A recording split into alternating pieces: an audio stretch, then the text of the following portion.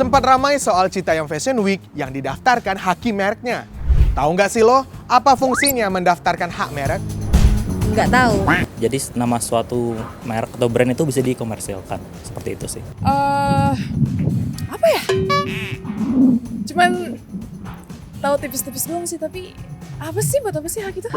Sebelum kita berangkat lebih jauh, tahu nggak kalau haki itu ada 7 jenis? Nah, kali ini kita bahas yang lagi hot, yaitu hak merek. Merek berupa tampilan grafis, bisa berbentuk seperti gambar, logo, nama, kata, angka, dan huruf. Dengan memiliki merek dagang, harapannya dapat mendongkrak pendapatan atau omset usaha. Jadi kalau fungsinya merek sendiri, itu tujuannya sebenarnya sebagai tanda atau identitas dalam suatu bisnis kayak gitu. Jadi kalau ibarat kita orang punya nama gitu ya, dengan merek ini sebenarnya negara itu memberikan hak monopoli kepada pelaku usaha untuk bahasa gampangnya memonopoli penggunaan nama merek itu di industri yang dia jalankan seperti itu. Kalau di mata konsumen apa manfaat merek gitu ya? Manfaatnya supaya mereka lebih mudah untuk mengidentify, oh ini produk yang dibuat oleh Hilda, misal seperti itu, Mas. Untuk mendaftarkan merek dilakukan melalui website DJKI Kemenkumham di dgip.go.id. Tapi ketahui, kalau mau mendaftarkan merek, pahami dulu prinsip-prinsip ini.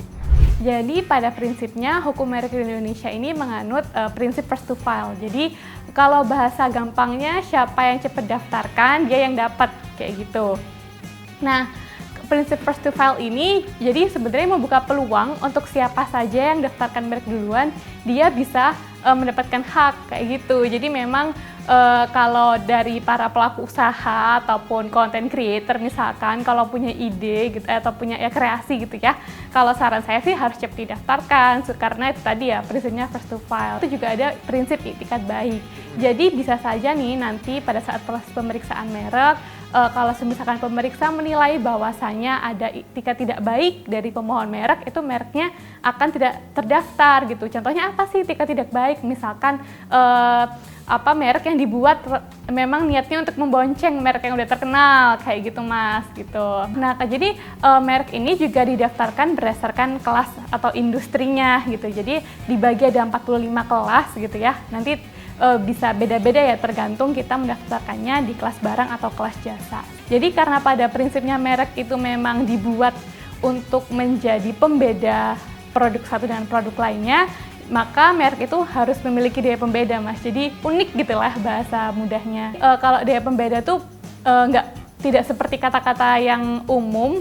Maksudnya kata-kata yang umum itu di industri itu ya, Mas ya. Kalau misalkan saya mau jualan kopi, tapi saya pakai merek kata-kata yang tidak umum di industri kopi, itu boleh. Tapi kalau pakai kata-kata yang umum di industri kopi itu bisa dilarang. Karena memang prinsip pendaftaran merek itu first to file gitu ya. Jadi siapa yang daftar duluan dia yang dapat hak. Lalu kalau misalkan ada merek lainnya gitu yang mendaftarkan terus ternyata mirip ya atau memiliki persamaan pada pokoknya dengan merek yang sudah terdaftar terlebih dahulu, itu biasanya ditolak. Biasanya ada persamaan secara visual atau persamaan secara pengucapan itu juga bisa. Kalau misalkan secara visual tuh berarti dia main ke logo ya, misalkan Kompas TV menggunakan warna yang komposisinya sedemikian rupa nih, terus misalkan ada salah satu stasiun televisi yang lainnya mereka menggunakan nama sendiri gitu ya, tapi mungkin komponen warna dari tulisannya tuh mirip atau sama banget gitu sama Kompas TV, walaupun namanya bukan Kompas TV kayak gitu. Nah, itu namanya persamaan pada pokok.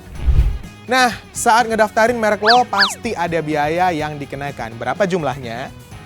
Tarifnya adalah Rp500.000 untuk UMKM secara online dan Rp600.000 secara offline. Sedangkan untuk kategori umum, biayanya Rp1.800.000 secara online dan Rp2.000.000 secara offline atau manual. Sudah paham soal pendaftaran hak merek? Tulis komentar lo ya.